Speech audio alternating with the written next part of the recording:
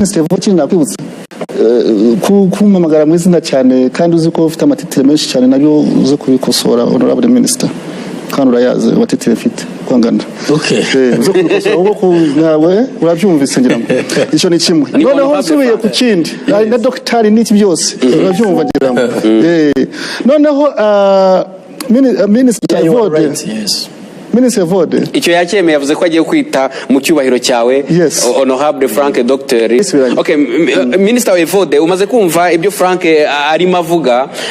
asobanura ibintu byinshi bigiye bitandukanye hari icyo ashaka kongeraho ngira ngo gize neza gusubirana ibintu yaravuze bitagira ireme bitafite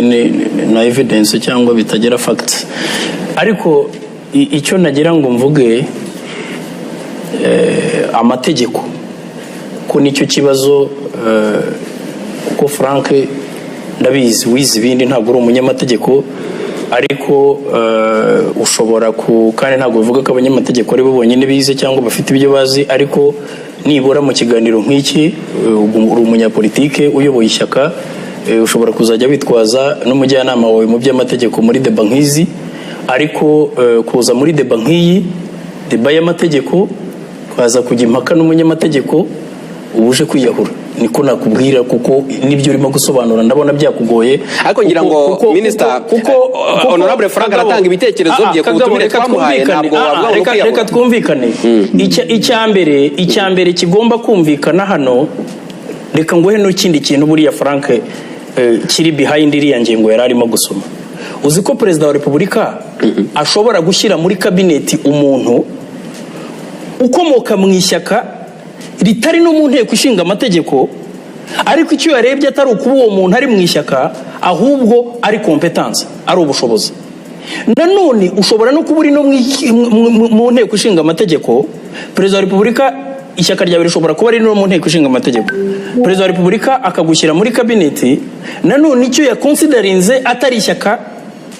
ahubwo ari competence ni nayo mpamvu mvuga ngo donc nukuvuga ngo either ushobora kuba uri mu ishyaka ariko ukajya muri cabinet president icyo yarebye ari ubushobozi atarebye ko ukomoka mu ishyaka kabone n'ubwo iryo shyaka ryaba ritari mu mutwe w'abadepite nanone ishyaka ryawe rishobora kuba riri mu mutwe w'abadepite president akagushyira muri cabinet atarebye atitaye ku kuba ukomoka mu ishyaka nanone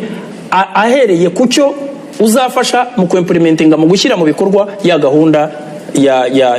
yemereye abaturage igihe cyo kwiyamamaza hanyuma noneho rero ikindi cya kabiri ngira ngo Frank ashobora no kuba atumva neza cyangwa se akaba akizi yirengagiza nk'umunyapolitike nuko Perezida wa Republika buriya iyo yiyamamaza navuze ko abafite porogaramu ikitwa ya guverinoma